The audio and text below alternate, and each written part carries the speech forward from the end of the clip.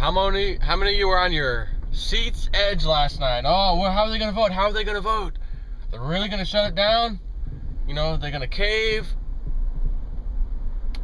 Oh, somebody caved.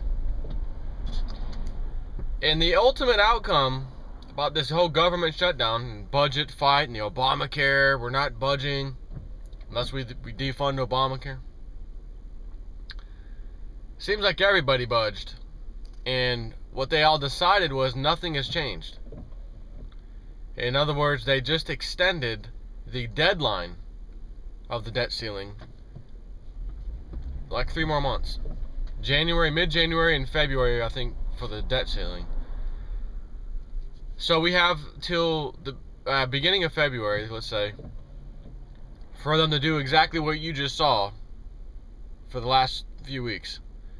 Fight over the debt ceiling, fight over the budget, and the only good thing, fight over Obamacare. So we've accomplished nothing, and I'm sure there's probably, not to say that you guys were, but there's probably some people all over the news last night. I ended up turning on C-SPAN, putting it on mute, and then said, you know what am I doing? I already know how this is going to end. It's another 11th hour vote. They're not going to let the government shut down. They're not going to let us default on our debt yet.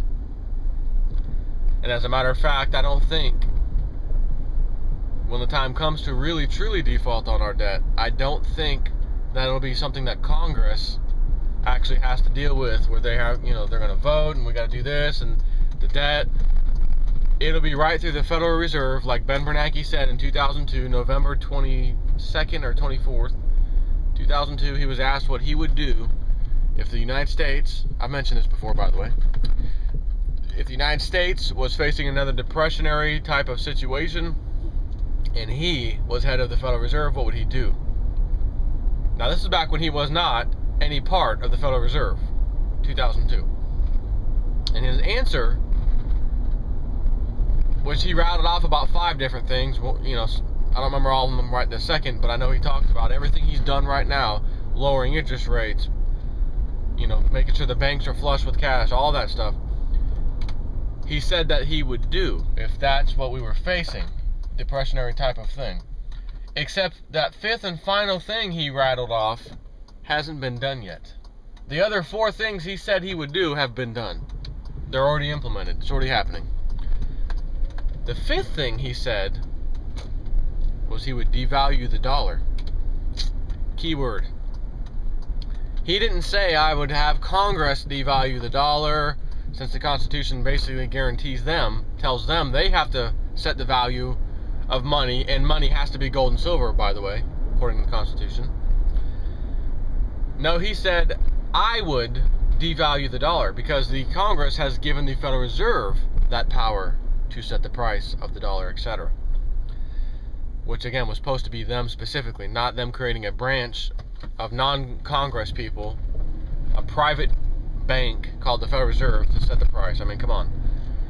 But nonetheless, that's what he said. And since he's on his way out, and he said, I'm not going to be Federal Reserve Chairman after 2014, so when 2014 starts, at the end of 2013 is what he said.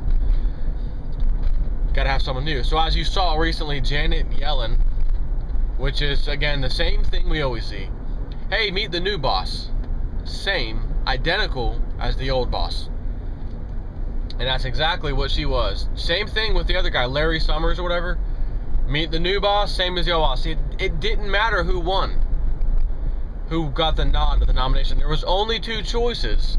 Now, I know there was a third one that I think the New York Times or Wall Street Journal recommended.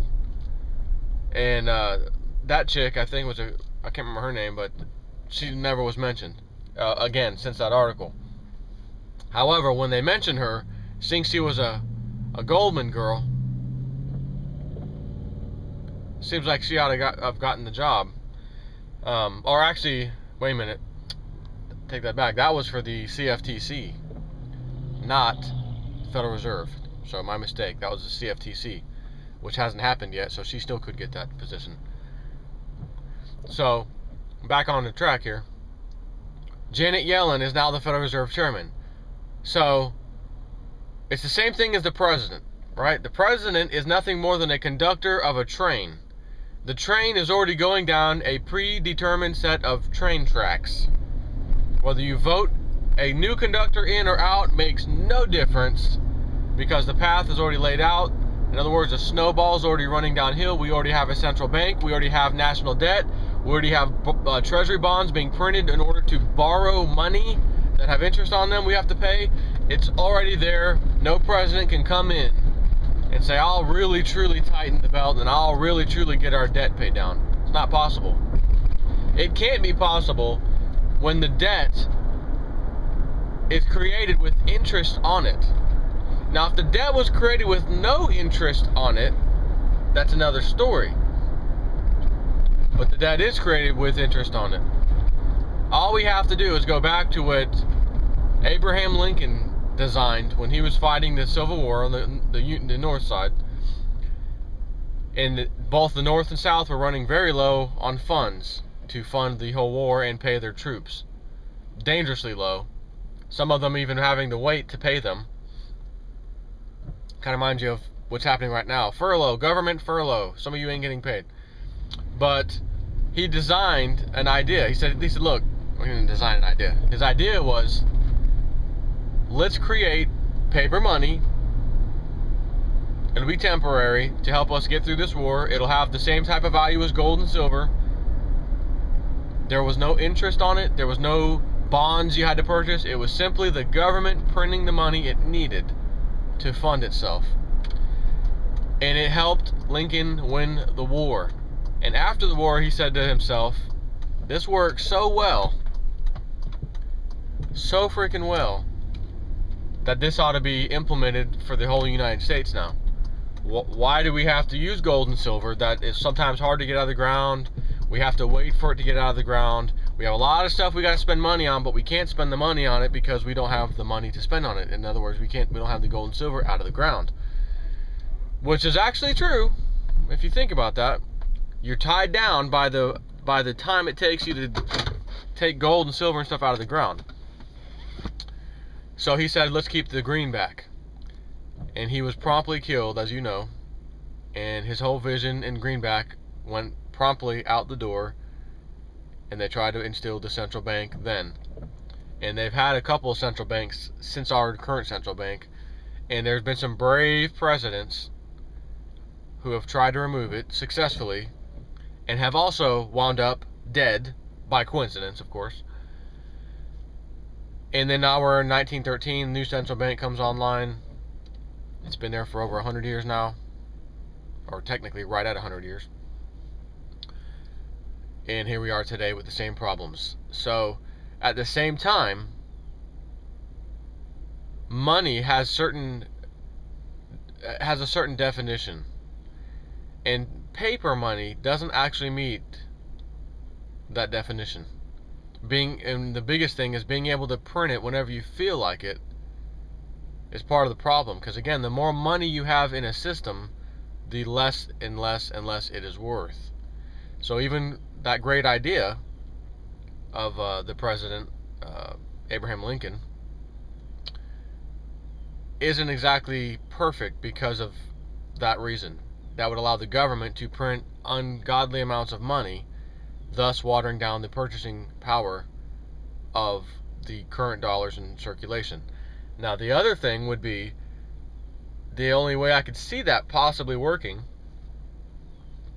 is if that system is in play, the Abraham Lincoln system, and that country, in other words our country, does not have to trade with other countries for anything, especially the important stuff. We have, it would be a requirement that the country has everything it needs and never has to ask anyone else, oh, we need this from you or we need that from you. Because that other country would then say, wait a minute, you guys are printing money out of control, and yet you're telling the rest of the world your dollar's worth the same amount, and compared to our dollar, it's more powerful, but you guys have more dollars in circulation than we do. See, they're not going to like that. So that's why it would be critical that you have everything you need in your country. Sure, we can trade with other countries, but the way you would want to trade is not for dollars and exchange reserve currencies and all this crap. What you would do They say, hey, China, you guys make a lot of flat screen TVs, electronics. Yep. We are the breadbasket of the world. We could definitely be. I know we've destroyed a lot of farming and farmers, but we could rebuild that and then send food to the world in exchange for other goods. And we would all have to determine X amount of food equals X amount of goods. And then each country could have its own currency the same way, where the country prints its own currency with no interest, no bonds. There's no such thing as a national debt at that point. There will be no debt. At the same time, here's the biggest benefit of this. There is absolutely, positively, zero need to collect another penny of taxes from anybody. Well, what about property taxes? How they can build the road? They print the money. What about the school teacher? They print the money. Yeah, but they print the money. It's owed to nobody. There's no interest. There's no debt. That is why that particular idea is very powerful. The only problem is we have 6,000 years of history showing that gold and silver is money. And I don't think that's going to stop anytime soon all of a sudden. Because after this collapse takes place across the world, it will be worldwide. There's no way the people of any country are going to stand by and say, hey, let's let these politicians do the same thing. Let's start over and do the same thing. Same type of money, same type of bonds, same type of interest. No. Backed by nothing. No. So they're going to already automatically know that they have to back it by something. And they're not going to say, let's back it by oil, let's back it by food. No. They're going to back it by what they have been preparing for. Gold. That's why the central banks still hoard lots of gold. That's why countries like India and China especially are acquiring massive amounts of gold. They know it's coming. It's not here yet. That's why the prices are suppressed. But when this happens, again, as I've said a million times, everyone who has gold and silver should make out like a bandit. And then if you want to sell it for that country's currency that you live in, which I will be doing, that's fine. But it's nice to take a small amount of low price silver now, and when it explodes later, benefit on that while everyone else is suffering. They're going to suffer anyways. There's nothing you and I can do about it, so we might as well protect ourselves by buying the precious metals. That's all it is protection. Except it's going to be it's going to perform better than just protection. Trust me. Take care.